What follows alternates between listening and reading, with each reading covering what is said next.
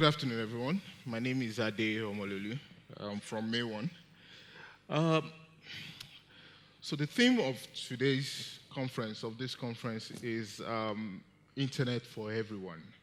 And I looked at it and wondered what's a better way to deliver this presentation. So I'll be speaking about enabling the Nigerian digital space. Briefly, the table of contents. We'll do a short video, talk about the African position on the global map, briefly describe the submarine system. Then we'll discuss the internet penetration in Africa and in Nigeria.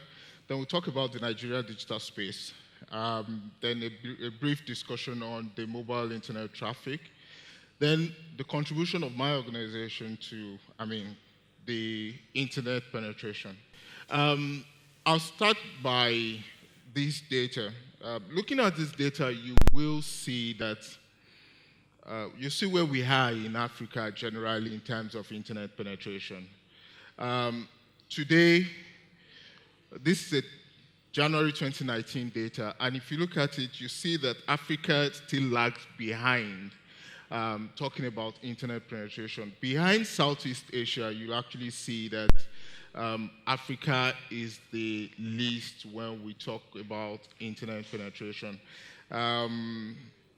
Except for South Africa and North Africa that are relatively doing better. But talking about West Africa, we're doing just a paltry 41% internet penetration, and East Africa is a lot worse at 32%. I wouldn't want to, the data for Central Africa, obviously, I believe that it's highly related to the unrest that is happening in Central Africa. But, that is not to say that they are doing well. It's a 12% data penetration in Central Africa. So juxtaposing that, try to do an analysis of 2018, 2019, where we're coming from, where we are today. And you see that in West Africa, we've only been able to move by a 2% increase between 2018 and 2019. It's not good yet, but the most astounding stat that you have there is what you have for East Africa, and I think they've done well in East Africa, looking at the fact that they've moved 5% and they're still growing. However, if you look at the data for North Africa and South Africa, you see that it's been stagnant over the course of 2 years, and same goes for Central Africa. What that speaks to, in my own opinion, is that you've gotten to a level of saturation, and most likely the urban areas are very saturated. The urban areas in Africa are getting saturated, and you see another stat specific to Nigeria that will show that. So what do we have? We are social. It's a common stat site. So this tells us that depending on who you believe, there's a stat that says that we're a population of 200, and there's another that says that we're a population of 180. But this says that we're 198 million population. Now, looking at the Nigerian population, if you look at the number of internet users in Nigeria, we only have 50% internet penetration in Nigeria. Now, there's an interesting stat. If you look at 50% internet penetration, compare it to the mobile subscribers that you have in Nigeria, you have a total of 75%, give or take, mobile internet subscribers in Nigeria. Now, the best form, and you see, the best form of enhancing internet penetration and getting internet to everyone, in my own opinion, I think is going to be largely powered by the mobile operators. And you'll understand why I'm saying that. So today we have a total population of 198.4 million, give or take. However, out of that 198.4 million, you have 51% urbanization. That is to say, 51% of 198.4 million lives in the urban areas. Now, if you look at the population of the people that live in the urban areas, and you compare this population side by side to the total number of active mobile users, you can see that the total number of users in terms of, look at the total number of internet users that we have at 50% penetration. You can see that it's closely related to the number of people that we have living in the urban areas. Now, what that tells you is that largely our urban areas too are gradually getting saturated. If we're talking of getting internet to everyone, then the earlier we start moving to the rural areas, the better for us. However, at what costs are we going to deploy these services to the rural areas? Right? Look at the total number of active mobile internet users. Now, talking about mobile internet users, of the 50% internet users in Nigeria, 90.91 million of that are on the mobile phones. Now, what does that tell you? That means out of the 50%, 46% of that is via mobile. So eventually, the extent to which we can attempt to get the internet on the hand of every Nigerian is likely going to be via mobile. So this data just tells you that we've grown in Africa, and that's the truth. I think it's a plus for us. Between 2015 and 2019, it tells you that we've had about 45% growth in Africa. But looking at where we're coming from and comparing the African continent to others, we are not there yet. If you look at the past data, you have Europe doing about 90% penetration, and Africa just doing about 45% on the average. However, we've grown. I mean, if you look at the growth rate in the last 5 years, we've grown. We are all aware that this growth, and I mean, let's not be deceived, this growth is largely powered by the landing, the submarine cable landing in Nigeria and in the coast of Africa recently in the last few years, right? And you just have very, very few of them. So likely, I think the cable companies have helped in doing this.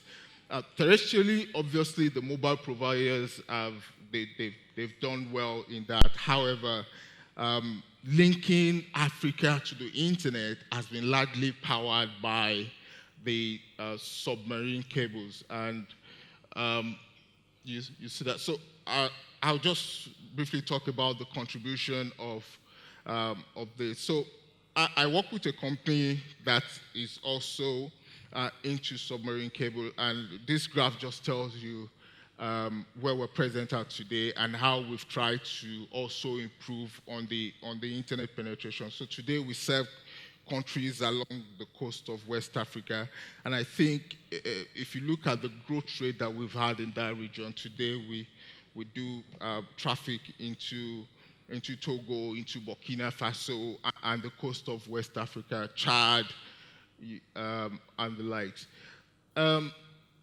However, that's talking about the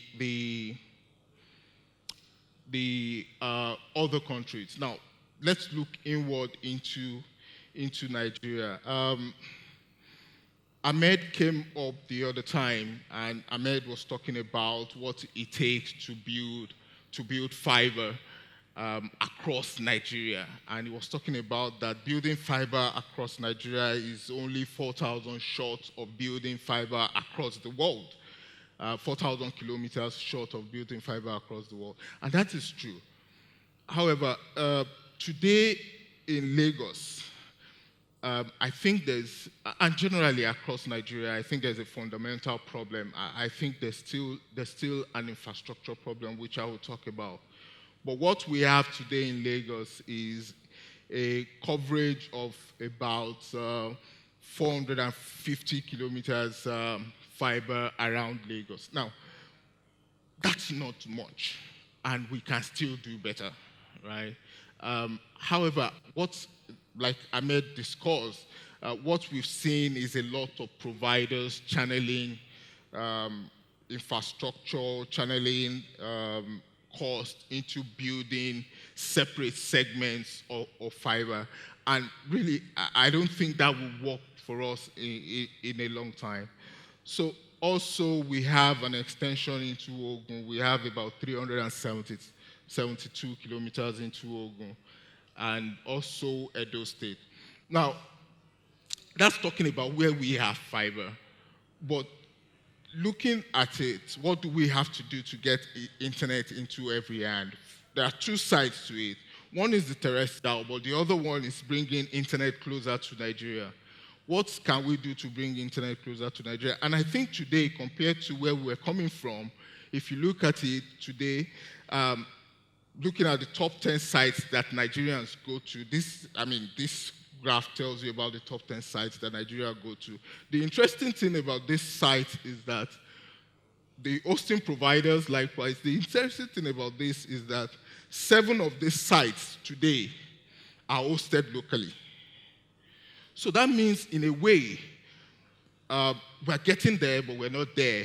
We have tried to bring internet closer to Nigeria by bringing those locally. So we have 7 of these hosting sites provided locally. But that is talking about bringing internet to us. Also, in addition to that, Jacob came here and spoke about the exchanges. And I think the exchanges they've worked fantastically. We've tried to interconnect. You have IXPN, you have the gigs, you have WAFIX, and I think the exchanges have worked good. However, there's still a challenge. The challenge is the last mile. How do you get people to cross over that last mile to get access to all this infrastructure?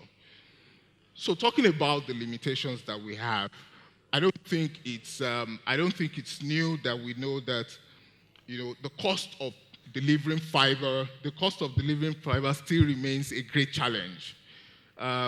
Today, I think in Nigeria, if I understand, I know that challenge seems to have, for microwave deployment, I think there's still the sanity in there, in the sense that you have just few players delivering the microwave tower and a lot of people co-locating on it. But that is not happening in the fiber space.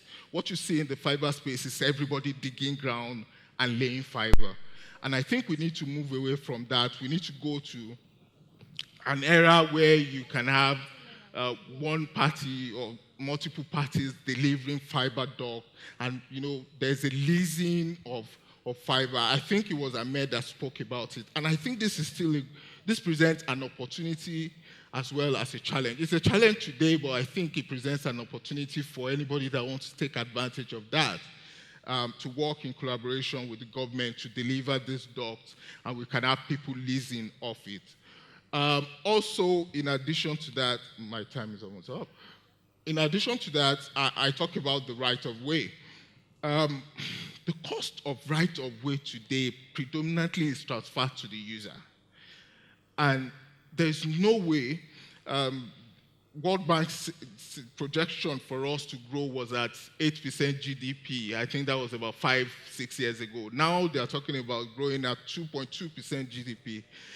That continues to reduce the wallet share of every Nigerian, which in turn affects the ability to get internet access.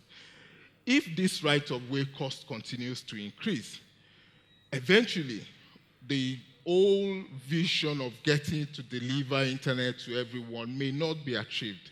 So there has to be a way out of this. My first slide that talks about the collaboration is a simple way. Just have one duct. Have one duct and have everybody lease. You can have multiplayer, it doesn't matter, but not that everybody continues to dig ground whenever they want to lay. In conclusion, I strongly believe that our aim of delivering internet to everybody is largely dependent on how cost-effective it's going to be in the future. We cannot continue the way we are going now and expect that we will deliver internet to everyone. It won't happen. So we need to change our model. We need to change our way of thinking. It has to be more collaborative, the way we approach infrastructural development in Nigeria, and I don't think we've done that. The cost of delivering these services are huge today, and they are much, right? And it shouldn't be the responsibility of individual organizations to carry this cost. And I think there has to be more collaborative. Service providers need to collaborate more and deliver on this. That's the only way for me that I believe that we will be able to achieve this. Thank you. One other thing that I would want to mention is also that I had a chat with ngNOG just before I stepped on. And I want to say that here because I believe there are industry leaders here too. Our adoption of IPv6 is paltry, really. And sooner or later, when we run out of IPv4, we will have to move to that level. The earlier you take up that challenge now and start learning the IPv6, the better for you. Thank you very much.